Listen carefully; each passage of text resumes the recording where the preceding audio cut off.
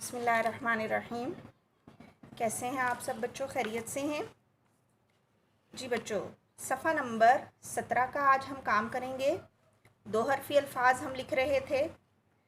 बे के साथ हम बाकी हुरूफ को जोड़कर अल्फाज बना रहे थे। अभी तक आपने बे और अलिफ, बे और बे और जीम ये लिखा। अभी आज हम लिखेंगे बे और दाल। बे की छोटी शक्ल को लाइन के साथ इस तरह बनाएंगे और उसके बाद दाल को बिल्कुल सीधा कर देंगे। यहाँ हल्की सी नोक बना के यहाँ लाइन के साथ टच कर देंगे और इसके नीचे एक नुक्ता। वैसे तो बच्चों आपको पता है कि दाल इस शक्ल में होता है, ठीक है।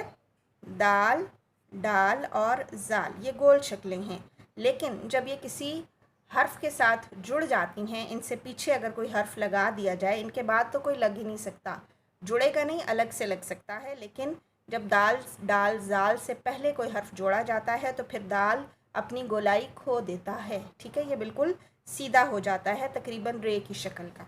फिर देखिए यहाँ लाइन के साथ बे की छोटी शक्ल और दाल को बिल्कुल सीधा बनाएंगे। यहाँ हल्की सी नोक और यहाँ लाइन के साथ टच कर देंगे। ये है बे और दाल। फिर देखिए इस शक्ल में हमने बे और दाल लिखना है। इसके बाद है बे और रे। यहाँ पे हम बे की ये शक्ल बनाएंगे और फिर उसके बाद यहाँ से गोलाई में आगे रे शुरू करेंगे और यहाँ लाइन तक लेकर आएंगे।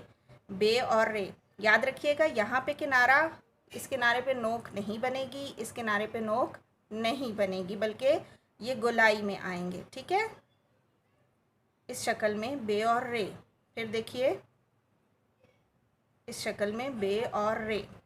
अब इसके बाद बे और सीन को मिला रहे हैं हम। बे को थोड़ा सा लंबा बनाएंगे इस शक्ल में, ऊपर से शुरू करेंगे क्योंकि आगे सीन है और सीन को हमने सीढ़ी की शक्ल में लिखना है। दंदाने उसके बनाए, 3 दंदाने बनेंगे, 2 प्याले हो गए। अब एक उसका बड़ा प्याला गोलाई में नीचे वाली लाइन को टच करके यहाँ पे ख़त्म होगा, ठीक है। ये किनारा ऊपर रह जाता है, ये नीचे आ जाता है। फिर देखिए थोड़ा ऊपर से बे को शुरू करेंगे और सीन को सीढ़ी की शक्ल में लिखते हुए नीचे वाली लाइन को टच करेंगे और इस किनारे को ऊपर, इसको नीचे छोड़ेंगे। बे के नीचे एक नुक्ता, बे और सीन। फिर देखिए सीढ़ी की शक्ल में बे और सीन लिखेंगे और ये गोल शक्ल है इसलिए ये दूसरी लाइन को टच करेगी। इसके बाद बे और शीन। बे को थोड़ा सा ऊपर से शुरू करेंगे इस शक्ल में और उसके बाद शीन को हमने थोड़ा सा तलवार की शक्ल देकर लिखना है और यहाँ आगे गोल बना देंगे, बे और शीन, ठीक है। फिर देखिए बे और शीन।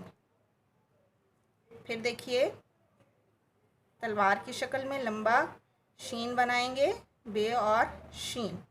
अब इसके बाद जो शक्ल बे की यहाँ इस्तेमाल हुई वही शक्ल बे और स्वाद में भी इस्तेमाल होगी। यहाँ से हम यूँ लेकर आएंगे बे। अब यहाँ पे स्वाद की आँख बनाएंगे बिल्कुल बंद और फिर उसकी गोलाई नीचे वाली लाइन को टच करते हुए यहाँ ख़त्म करेंगे। ये किनारा ऊपर रहेगा, ये नीचे रहेगा। फिर देखिए बे और उसके बाद स्वाद की आँख बनाते हुए गोल कर लेंगे, बे और स्वाद। इस शक्ल में हमने बे और स्वाद लिख दिया, ठीक है। ये है आज का आपका काम। दोनों कॉलम्स में ये भी 3 लाइनें और ये 3 लाइनें आपने लिख लेनी है। ये है आज का आपका होमवर्क।